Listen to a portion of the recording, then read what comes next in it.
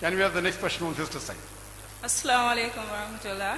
I am Amir Tamane, a third-year student at the University of the Gambia, majoring in business management.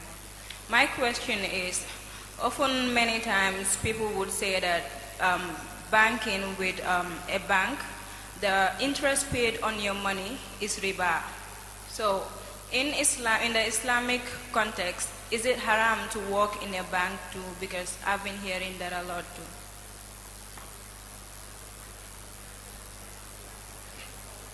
Sisters asked the question that interest is haram. So is it correct or haram to work in a bank which deals with riba? There are no less than 8 places in the Quran which mention about riba as haram. And Allah says in the Quran in Surah Baqarah chapter number 2, verse number 275-276, that if you do not give up your demands of riba, of interest, take notice of a war from Allah and His Rasul. That Allah and His Rasul will wage a war against you. So not only is it a gunah kabira, like if you have drinking alcohol is gunah kabira, but the Quran doesn't say Allah and His Rasul will wage a war against you.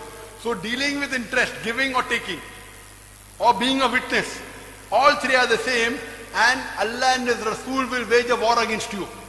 So besides taking riba is haram, giving riba is haram, even working in a bank which deals with interest is haram.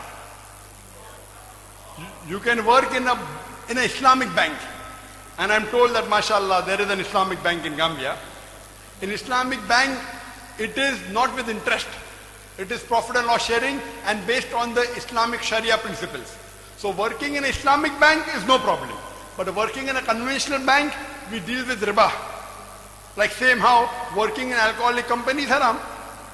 But working in a bank is bigger haram than alcoholic company. Because Imam Adhabi places interest as the 12th major sin. 12th. Alcohol is the 19th major sin. Dealing with interest is the 12th major sin. So if you are working in a bank, my request would be that as soon as possible you change your profession. Even if you get less salary, no problem. Inshallah, maybe Allah will give you more barakah. If not in this world, at least in the akhirah, inshallah. Hope that answers the question. Can we have the next question? کہ bank کی نوکری جائز ہے کہ نہیں، ہمیں کافی کچھ سننا پڑتا ہے. آپ کی رائے کیا ہے؟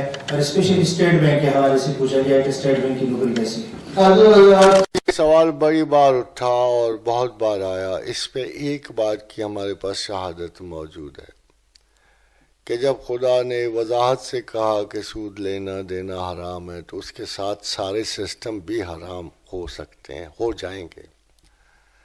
اس کے ساتھ جیسے اللہ نے یہ کہا، جیسے ایک صاحب نے، مگر اس میں ایک مسئلہ ہے، مسئلہ آپ کے سامنے رکھ دیتا ہوں، انشاءاللہ اللہ نے آپ کو عقل دی، آپ سمجھ جاؤ گے. جب ایک مولوی صاحب نے کہا کہ جی پروفیسر صاحب میں نے تو اپنے سارے لوگوں کو کہہ دیا کہ سود حرام ہے، تو میں نے ان سے کہا کہ وہ کتنے لوگ ہیں جس پورے پاکستان میں 5 لاکھ لوگ تو ہوں گے، 10 لاکھ ہوں گے بینکنگ کے ساتھ منسلک، تو کیا آپ نے ان کی متبادل سروسز مہیا کر دی؟ تو کہا جی میں کیوں؟ میں نے کہا جب تک متبادل ذرائع اسلام نہیں دے لیتا کسی چیز کی بندش نہیں ہو سکتی.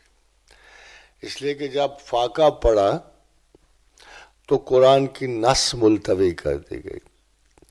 جب عرب میں فاقہ پڑا، لوگوں کے پاس کھانے کو کچھ نہیں رہا، تو حد چوری کی اٹھا لی گئی. حضرت عمر فاروق رضی اللہ تعالیٰ عنہ کے زمانے.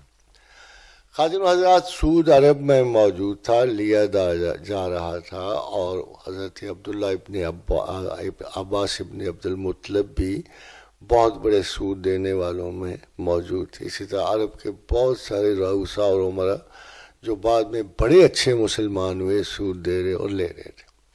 خطبہ الوداع تک یہ سلسلہ چل رہا تھا. خطبہ وداع کے دن اللہ کے رسول نے اسے کہ آج کے دن میں تمام سود باطل قرار دیتا ہوں، اور سب سے پہلے اپنے چچا عباس ابن عبد المطلب کا میں سود باطل قرار دیتا ہوں. مگر خادم حضرات، خطبہ وداع والے دن کیوں؟ کوشچن تو آخری سال تھا حیات رسول کا. یہ تو آخری سال تھے جہاں پیغمبر علیہ الصلوۃ والسلام دنیا کو الوداع کہنے کے لیے تیار تھے. اس دن کیوں؟ 22 سال پہلے تھے، اسلام تو چل رہا تھا، اصحاب کو پتہ تھا، آیات اتر رہی تھی.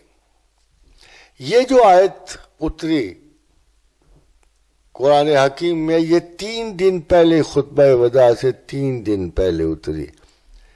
اور وہ آیت کون سی تھی کہ اگر تم نے سود لیا یا دیا تم خدا اور رسول سے جنگ کرو گے.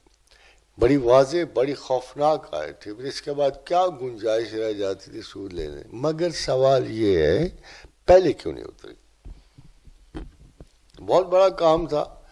گریجولی انیشلی تو اللہ نے کہا حل البیع وحرم الربا، پھر یہ کہا کہ جی اپنا یہ کوشش کرو تم ان چیزوں کو اوائڈ کرو، خدا سود کو اس کو فزودگی کو پسند نہیں کرتا. مگر سوال یہ ہے کہ جتنی سخت آیت جو ہے آخر میں اتری پہلے کیوں نہیں؟ اور اسلام میں ابھی متبادل سسٹم نہیں اٹھے تھے. متبادل سسٹم تھے زکوٰۃ کے، صدقات کے، وہ ابھی قائم نہیں ہوئے تھے کہ ہر بندہ جو ہے جس کی ذمہ داری، جیسے حضرت سیدنا عمر فاروق رضی اللہ تعالیٰ نے کہا کہ دجلہ کے کنارے اگر ایک کتا بھی بھوک سے مرے گا تو اس کی ذمہ داری مجھ پہ ہوگی. اگر ایک ایسی اسٹیٹ میں جہاں جو ذمہ داری نہیں اٹھا رہی خلقت کی، جابس کی، پیشوں کی، دوسروں کی، یہ سسٹم اس وقت تک نہیں جائے گا، نہ اس کو دور کر سکتا ہے کوئی، جب تک آپ کا صدقات کا سسٹم بلند نہیں ہوگا.